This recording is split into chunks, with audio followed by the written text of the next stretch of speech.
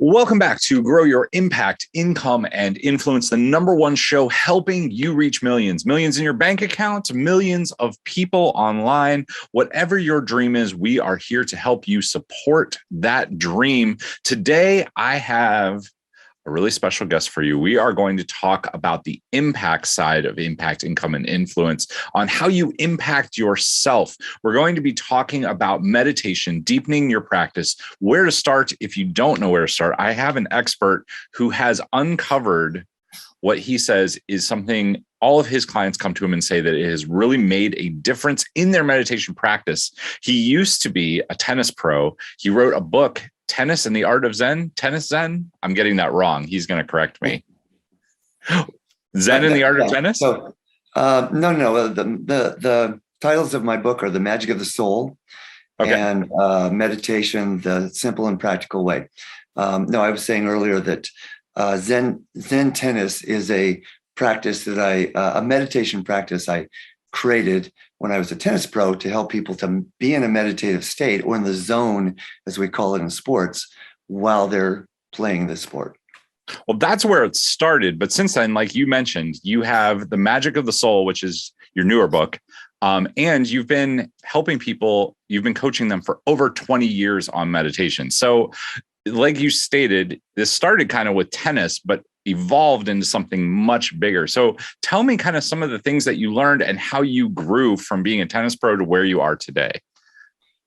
Yeah. So I started meditating when I was 18 years old, and then became a tennis pro shortly after that, a teaching pro. And so I was teaching people how to play the sport, and also sharing with them visualization techniques, using the inner game, that system as well. And I created my own system called Zen Tennis, which is where I guide people into a meditative state while playing tennis. And it's a cool experience, because when you get into the zone, then it's like you're not trying to win anymore, because you're completely present in the moment, which is a great metaphor for life. The more we're present in any moment, just the more enjoyable life is. And so it's no longer about winning. And what happens when people get in the zone is everything slows down. It's like slow motion. Every athletes in every sport talk about this. And you're no longer trying to play the sport or trying to win. It's just a natural flow, and it's just beautiful. That's awesome. But that's what you did. And then how did this translate into where you are today? Like you started coaching people outside of tennis on meditation. Is that correct? So it's a long, long story. I got involved in spiritual studies in my mid-20s, and, people getting such value out of what I was doing on the tennis court, saying, hey, this is affecting me in other areas of my life. So I decided, man, we got to get this out to more people. So that's when I and a group of people started a magazine called Meditation Magazine, published it from 1985 to 1992. And from there, I went into corporate management for a little while, and then been doing what I'm doing now for 22 years. Magic of the Soul came out then, later the meditation book. And so that's what I've been doing full time, speaking and doing a lot of interviews like this, and have a, amazing group of clients that just, I'm always fully booked, just having a great time with that. And we've been doing the retreats, by the way, the Primal Fire Spiritual Awakening retreats for 30 years. And we've been doing the last 6 years on Catalina Island on a private beach. Was just amazing for 4 days. I love that. We'll probably talk about that in a second, because I love retreats and I love the things that can come out of them. One of the things I want to ask about meditation, if people are listening to this and they're like, I've had a really hard time with meditation, or I've started and then I've stopped. You were sharing with me that you had a couple things that have really changed the game for people when they're trying to break through meditation. Do you mind sharing a little bit about that? And for those of you listening, if you want to try, we have a treat for you at the end of this. We're going to do a short meditation, so you're going to want to stay tuned for that. So yeah, and it's a short meditation that I just developed very recently in the last year. that I use every morning and is just the most powerful way to still the mind and go into that place of bliss, which is what we all want in meditation. So number one, I define meditation not as the act of being in still mind or quiet mind, but cycling in and out of still mind, because everything in life goes in cycles. So if I'm defining meditation as being in still mind, I'm probably going to feel like I'm failing most of the time, because what everyone who meditates experiences is this analytical mind, the monkey mind that comes in and wants to be in charge most of the time. And so I'm going to feel like I'm failing. But if I define it as moving in and out, then as long as I'm in still mind or quiet mind or peace for 1 second, I'm doing it right. And then the more I do it, just like anything else that we practice, the longer the moments of still mind become, and the shorter the amount of time there is in monkey mind. And just like anything that we exercise, exercise a muscle, it gets stronger and stronger. The other tip that I was sharing with you is, and this is the most powerful one that I find for people, is whatever thought or feeling or sensation comes in that I might think is a distraction in meditation, I consider it as I invite it in. This is a perfect metaphor for life, because everything that, I say this 20 times a week in my coaching sessions and workshops and classes, that anything that we resist not only persists, but magnifies.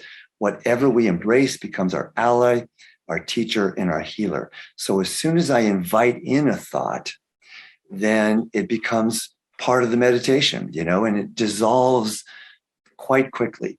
If I'm resisting it or thinking I got to get rid of this thought, or, in mindfulness meditation, we observe it, and that's much better than resisting it. But what I find is, again, a metaphor for life.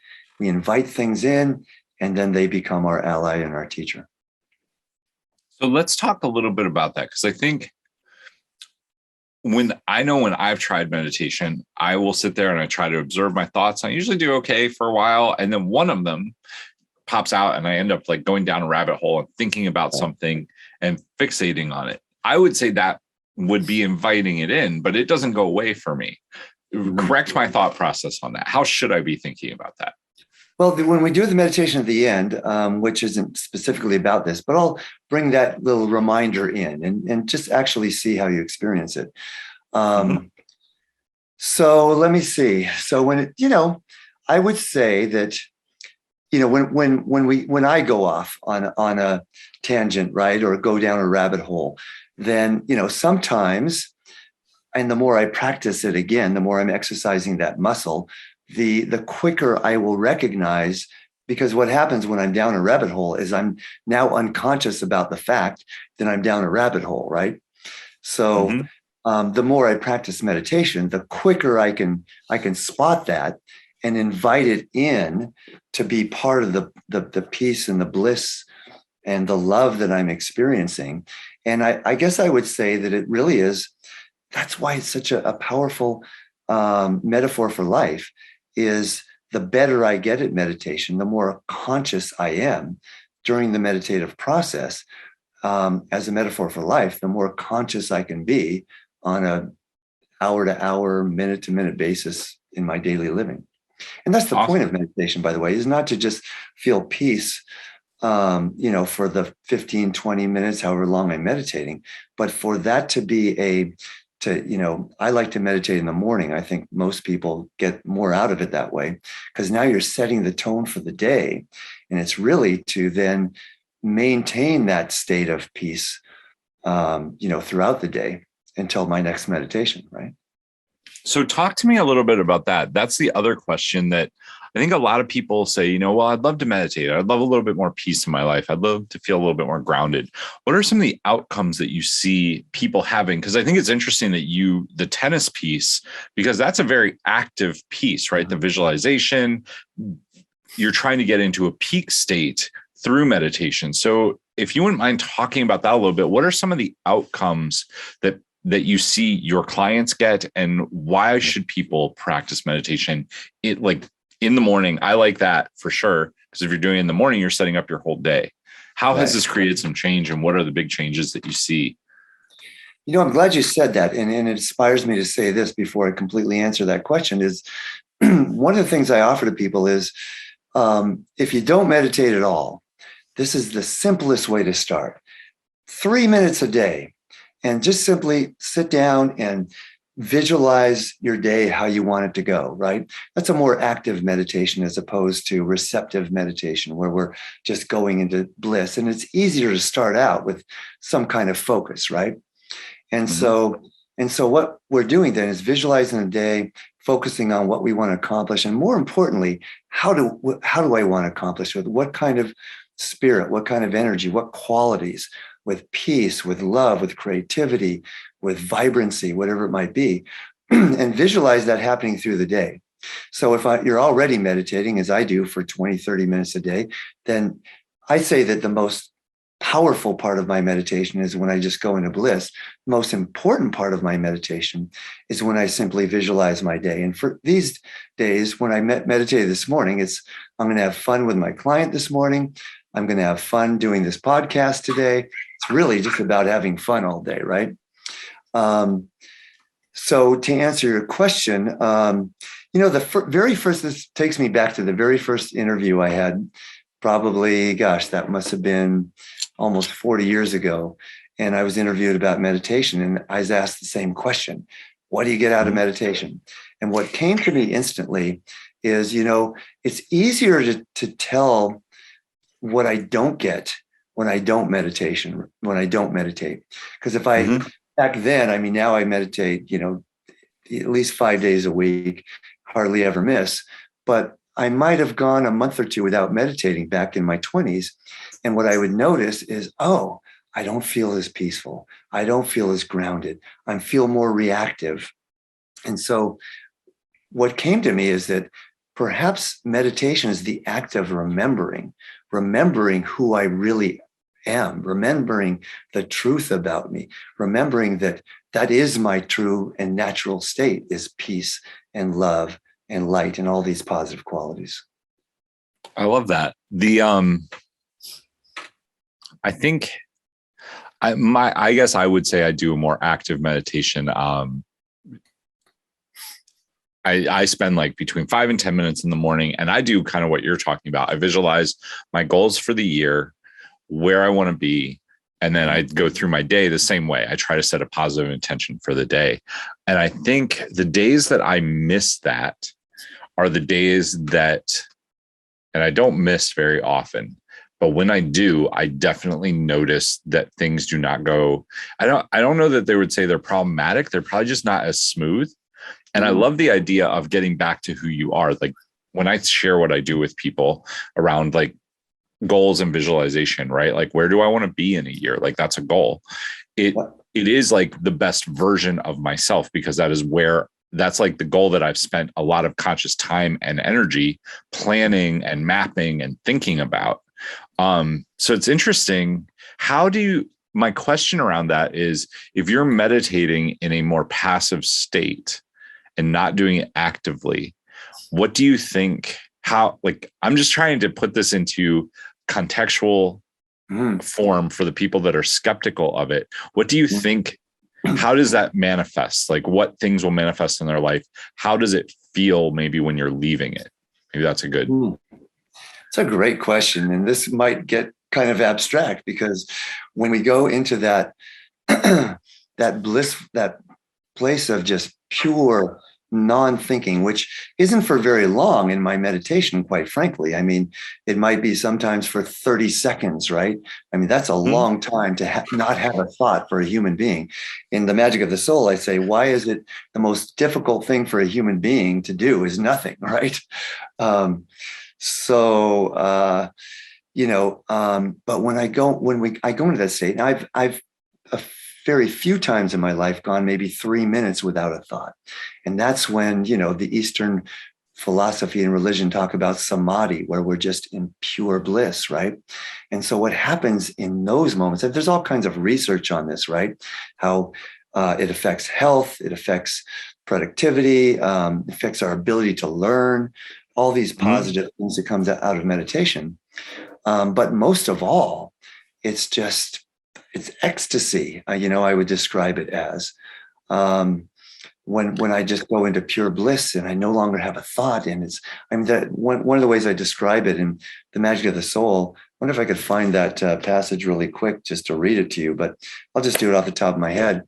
Is that, one day I was meditating, that time I was in 3 minutes, and I found myself with tears, and other people have described it this way, just streaming down my face, because it's so beautiful to go beyond one's self-identification and into identification as the one. I mean, people in metaphysical and in mystical experiences describe just being one with all things, one with all life. That's just the ultimate consciousness, right? And so when I achieve that, how do I, and to put that in practical terms of how it affects me in life, it's holistic. It's, when I can access that experience of being one with all things, then it changes. It's a game changer. It changes everything, right? One thing I'll say is that it brings me into what Eastern philosophy talks about as non-attachment, right? And I tell you, this is what I emphasize in my coaching and my teaching, is that the more non-attached I am in life to the outcome of my intentions and my goals, the easier it is to manifest my goals. Because if I have any degree of attachment, then there's going to be some degree of fear that what I want to happen won't happen, or what I don't want to happen will happen. And so whatever degree of fear there is, I'm putting negative energy into that, possibility, into that potential. When I am at least relatively non-attached, then it's such a weird dichotomy, and life is a dichotomy, is the less I care about something, the more power I have to create it. Hey, thanks for taking a moment to check out this episode of Grow Your Impact, Income, and Influence, the #1 show helping you reach millions. Have you ever thought about building your own webinar or using public speaking to reach your ideal audience? Well, if you'd like my help with it, over the last several years, I have built more than 40 live events for clients just like you. In the last 18 months, I've helped 32 entrepreneurs build their webinar with over $5 million in cumulative sales. If you'd like to see how I can work with you, or if you'd be interested in having me speak at your event or be on your podcast, go to steven.coffee, that's steven.coffee, to book a short call with me and see how we can work together. All right, let's jump back to the episode. That's a really powerful thought, and I would agree. If you can maintain detachment, like a healthy detachment, like I want that, I'm putting it out there, and now I'm moving forward, and like I know that it will head towards me, like I know I'll attract it. That's the times that you see it happen. But when you're focused on it, you're usually focused on why you don't have something or why something isn't working out. You're in a state of lack. I want to compare this to the tennis analogy earlier. So like you've heard of flow state. So anyone listening, I think, probably knows what that is. You're being so involved with something that you're in that state. And it really is. I mean, you reach that. I think I reached that running. I've reached that snowboarding. I've reached that surfing. I see you have surfing in your background there. You probably understand that. Like, that's like a moment where it's like, it's just you and what you're doing. And it's like free flow. But I think what you're saying is even a little bit different in meditation. I don't know if you care to speak to that because of the tennis analogy. Yeah, well, I'll bring it back to tennis, and I still play competitively today, USDA tennis. And, I like to say that I used to play against my opponent, and now I play tennis against my own attachment to winning, right? So because it's that weird dichotomy again, is the less I care about winning, the better I play, right? So, and I love competition as well, because it helps me strive to be better. But, I lost a match just last week to somebody, 11-9 in the super tiebreaker, we call it. And that's about as close as you can get. And I just rejoiced. It was so much fun. He's a better player than me. And the fact that I even came that close was great. So I never it used to be, I was so competitive that if I lost, I was upset, right?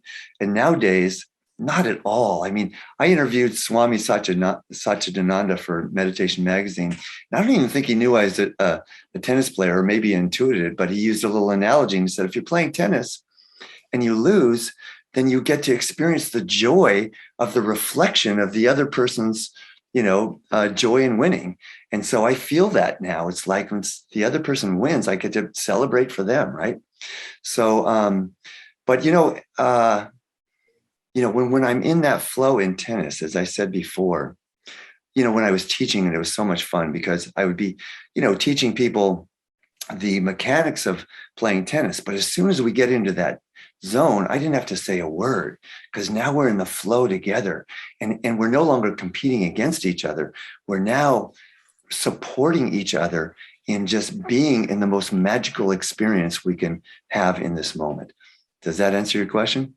Yeah, that's really good. So if somebody's listening to this and they're like, I don't know how to detach myself from my goals or from winning or from anything, right? Any outcome that they want.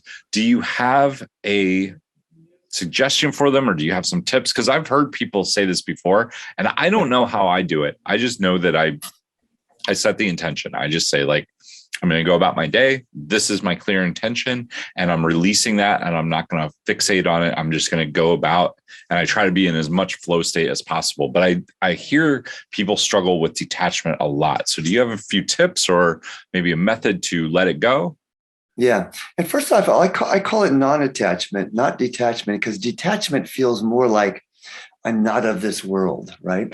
I just like the term non-attachment better, because detached, I'm completely detached. Non-attachment is I'm in it, but I don't have any, angst or energy about it.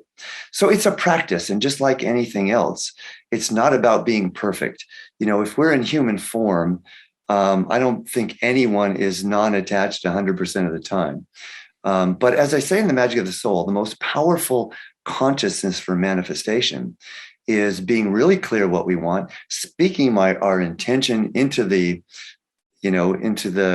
unconscious, the subconscious mind, into the universal presence, and being at least relatively non-attached to how, when, or if it occurs. So the practice is just anytime I notice myself, and the beautiful thing about being a human being is we have this wonderful biofeedback device that we call our emotions or our feelings. And so when I feel angst or upset or any uncomfortable emotion, it means there's attachment there. And so that can be the cue or the reminder then to simply let go and to trust. The opposite of attachment is trust. To trust that everything is going to work out all the time. I love that quote from, I guess it's an East Indian quote. And if anyone saw that movie, My Favorite Exotic Marigold Hotel, did you see that one? And so, the story is that he has this hotel that he markets to these people in England to come and retire. And people get there and they're all upset because you photoshopped the hotel. It's not what it was. Everything's broken down. And so people are complaining to him all the time. And coming to him, and he says in his East Indian accent that what we say in India is, if it's not all right, that everything will be all right in the end. And if it's not all right, it's not yet the end, right? So everything is going to be all right in the end. So it's about trust, and the Magic of the Soul, this book that I wrote 20 years ago, it's used by Centers for Spiritual Living, by the way, as curriculum. So it's being taught all the time, all over the world. And the message in it is that, yes, it's magical to manifest what we want. What is even more magical is to appreciate what we have, and especially the most challenging things in life. Because as human beings, if we are conscious at all and we look back at our most challenging times, those are the times when we learn the most. Those are the times when we grew the most. And so, the message in the book is, don't wait until you're seeing it in retrospect, but what's the magic that wants to emerge from this challenging situation? And practicing that is what naturally brought me to an experience of greater and greater non-attachment in life. Hope that answers your question. Yeah, that's good. I like it. So we've covered a lot. We've talked about meditation. We've talked about sports. We've talked about detachment. I think the next step is just going to be for people to experience it a little bit. So do you have anything you want to say before you kind of do the meditation? Yeah, one more thing. The most important thing I like to share with people, what has come to me in my, 47 years of meditation, and my own personal evolution through that, is that the secret to life is simply living from an inner experience of freedom and joy and all spiritual qualities. It's an inside out game. We tend to think as human beings, when, I get that better job, when I have more money, when I find the relationship, when my health is better, then I'll be happy. Then I'll be joyful. But it's always the other way around, because there are all kinds of studies that show that, I'll give you a quick one. Dan Gilbert has a great TED talk, and he asked this question at the beginning of it. He says, this is an easy question to answer. Would you rather win the lottery, $20 million, or become a quadriplegic? Right? Easy question to answer. But then he says, you might find it interesting to find that in almost all cases, 10 years later, when you interview people that have won the lottery, they're no more happy than they were 10 years before. And in almost all cases, people who become quadriplegics are no less happy than they were 10 years before, when they became a quadriplegic. So that's just evidence that happiness, joy, is an inside out game. So rather than waiting, assuming I'll be more happy in the future when something happens, simply continue to nurture and expand an inner experience of joy right here and right now. I'll include that in the meditation that we're going to do as well. Awesome. Okay. All right. How do we need to set this up? Is there anything people need to do? No, we'll just close our eyes in a moment. But do you want to just do the promotional stuff first, and then people can end with meditation? Yeah, of course. Talk to me about. So yeah, if you want to find out more about what we do here, it's livingpurposeinstitute.com. livingpurposeinstitute.com. You can find my books on Amazon and Kindle, paperback and audio. Gosh, we sell a lot more audiobooks now than anything else. Everybody loves Audible. So we will link all of these in the show notes underneath. If you would like to check them out, we'll probably link the Amazon page, and we'll link your website. Cool. All right. So we'll do just a quick meditation, and you can just continue on even longer. I'll bring in a couple of the tips that we've talked about, and this most powerful practice that I find for moving to still mind. So let's just close our eyes, take a nice deep healing breath.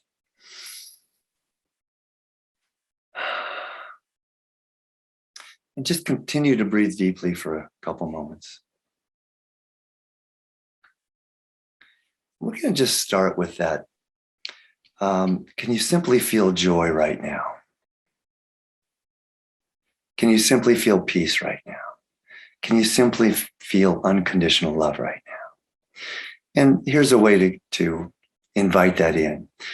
Think about a child that you love, a person that you love, a favorite pet that you love, a moment in time when you were feeling joy.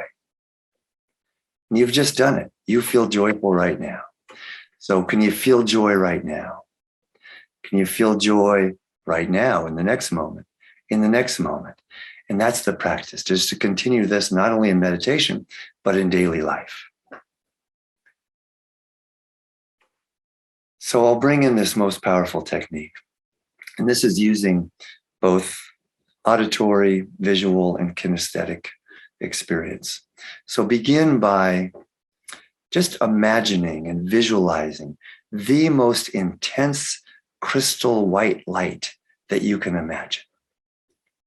And this crystal white light is so powerful that in order to experience it, you must surrender into it. And you're completely surrounded and infused with this most brilliant crystal white light. So that's the visual. And now bring the kinesthetic into it. Feel the vibration, the frequency of this most brilliant crystal white light, and feel yourself surrendering into that vibration. And now we bring in the auditory. See if there's a sound or a tone that represents this most brilliant crystal white light. For me, it's just a extended awe sound sung in the voices of angels, but whatever tone comes to you. So now see if you can combine all three. The visualization of crystal white light, the vibration, the frequency of energy, and the tone.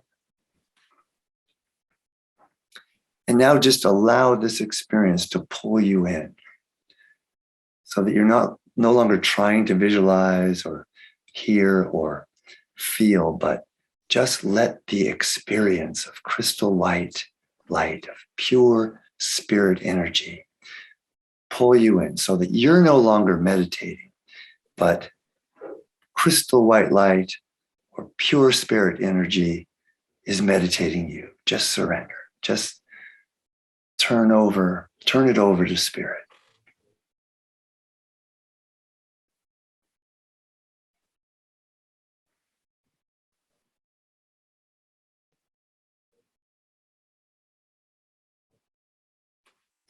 Just dissolving self-identification into identification with the one. Pure light, pure love, pure peace.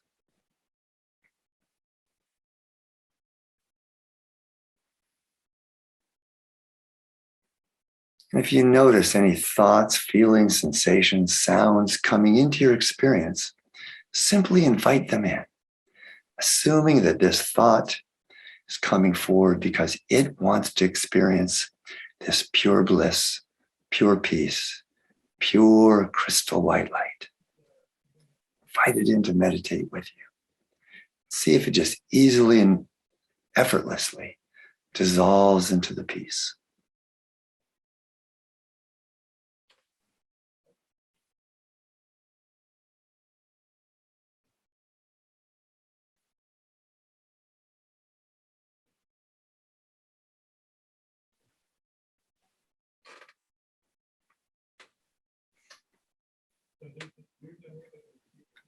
And so people can just continue to meditate with us as long as they want. And if we want to have any closing words, we can do that. That is great. On that note, you can continue meditating. You can re-listen to this podcast. You can definitely find Dr. Patrick in the show notes.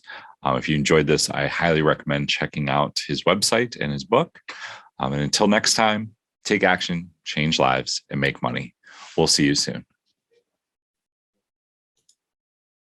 Are you looking to scale your business, but trying to figure out how to get your message across? Well, go to storyselling.how to grab my free course that will show you how to discover everything that you need to build your business through stories. These stories work whether it's in social media, email, or public speaking. There are 5 core stories that you'll learn. You'll be able to use all of them by the time you're done with this course. Again, that is storyselling.how. If you enjoyed today's episode, make sure to tune in next time.